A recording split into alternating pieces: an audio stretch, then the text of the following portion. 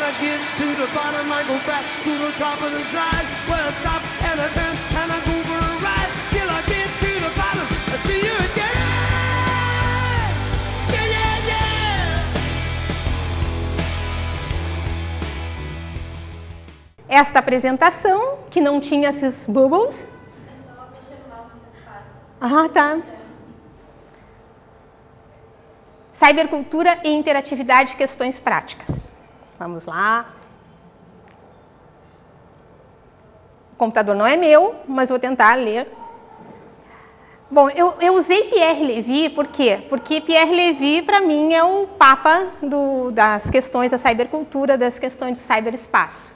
Usei também, sem nomear, Edgar Morin, que é um sociólogo francês que eu baseei toda a minha dissertação de mestrado, que ele fala em complexidade, na complexidade a partir dos sistemas que são dialógicos, que são complementares, e é o que se espera da interatividade da educação no século XXI.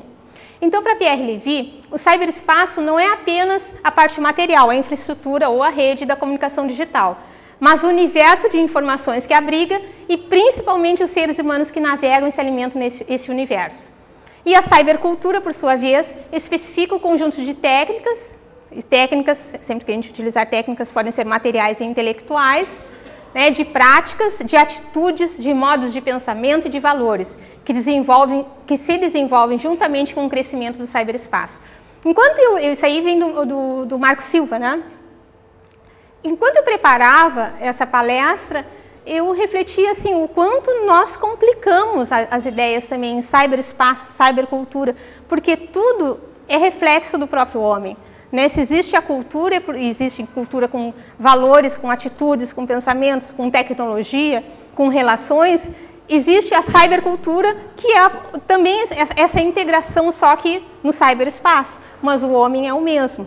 Então, é pena que os professores não estejam, porque eu acho que muitos professores têm medo de tratar a cybercultura, têm medo de tratar o cyberespaço e esquecem que é um conjunto, que é um complemento da sua própria relação, no que se diz atual, né? Não no virtual. Atual por causa da atualidade, do tangível, que não que o virtual não seja real, e Pierre Levy diz muito isso, o virtual é real. A diferença é só da materialidade. Estou indo bem? Preciso de confirmação dos olhos? Bom, eu falei um pouquinho nas questões de cybercultura e de cyberespaço, para que se houvesse na palestra quem não conhecesse esses termos, né? Para entrar na educação propriamente dita e interatividade.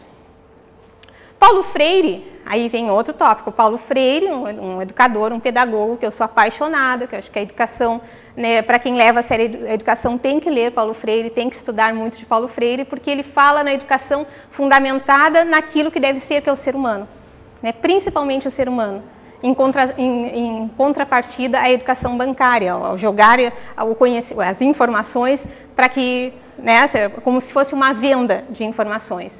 Então, Paulo Freire já dizia que a educação autêntica, ou seja, verdadeira, não se faz de A para B ou de A sobre B, mas de A com B. Marco Silva usou essa frase de Paulo Freire, né, de que, então, ele também é um estudioso de Paulo Freire, e ele utiliza um pensador, né, um pedagogo, e aí eu abro um parênteses, abro e fecho um parênteses. Eu gosto de trazer questões da realidade estudantil, da nossa realidade diária e da minha realidade de vida. Eu tenho uma babá que curso magistério, numa escola aqui municipal. E um dia ela chegou assim, eu não sei porquê, que nos fazem estudar pensadores lá de quantos anos atrás, o que eu quero com isso? E aí eu sentei, oi, tudo bom? Um apagador. Não tem? Não. Não, capaz.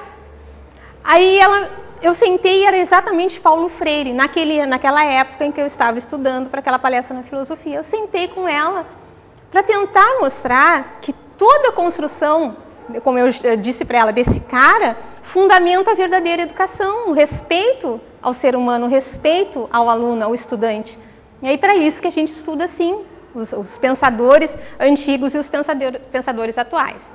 Bom, e segundo Marco Silva, existem 3 fundamentos da interatividade, que é o básico: participação e intervenção. participar e modificar e interferir na mensagem. E aí fica o pessoal, que também são alunos, além de monitores, né, o quanto é importante interferir na mensagem, não é só no virtual, interferir na sala de aula, construir conhecimento junto, saber que é um agente também daquele conhecimento, um agente da comunicação.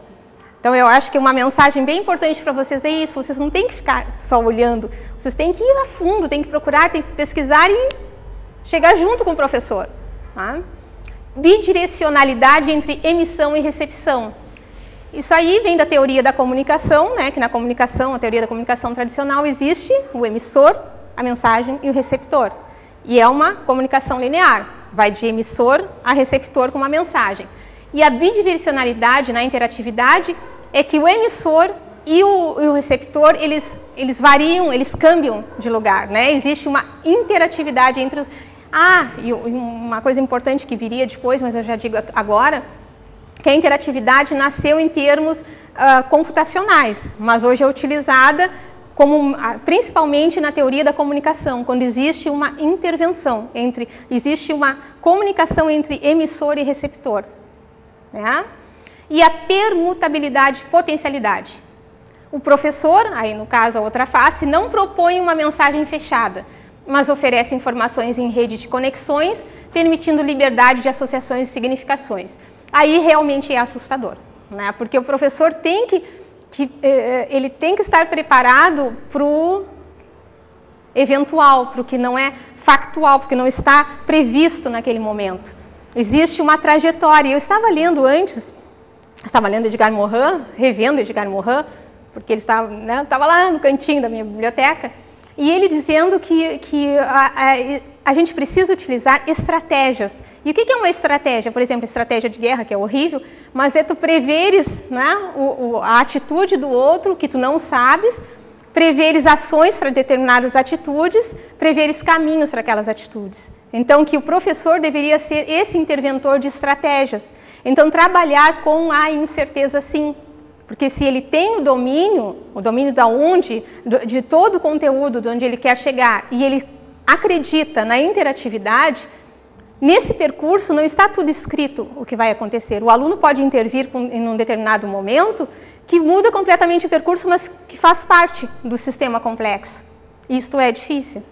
Aí, realmente, eu acho que é assustador porque dá um pouco mais de trabalho e muito mais, olha as bolinhas, e muito mais comprometimento do professor.